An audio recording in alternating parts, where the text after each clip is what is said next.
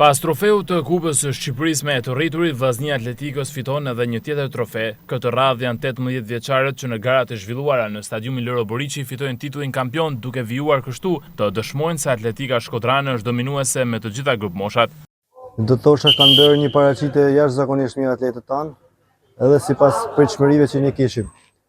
Kjo është një punë e vazhdueshme, jashtëzakonshme që bëhet prej të gjithëve, prej trajnerëve, kolegëve të mi, Bruno Rotani, Dorian Tafa, Jetmir Jahaj, që vazhdimisht janë kërkues me atletët e tyre për rezultate të larta. Çka e treguar edhe me rezultatet e ditës së sotme, duke dominuar të gjitha garat e atimit, ato që ne kemi, sidomos garat e kërcimeve dhe të sprintit.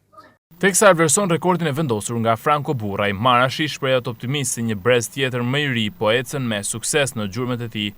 Do të theksoj këtu në garën e kërcimit tërhapsh, Mario Cepi, dhe në kërcimin së gjatë poshtë Mario Cepi, në garën e 110 metrave me pengesa Ergi Dallnesi dhe Andrea Nenshati, po ashtu në garën e 400 metrave me pengesa Ergi Dallnesi, duke zënë vendin e parë.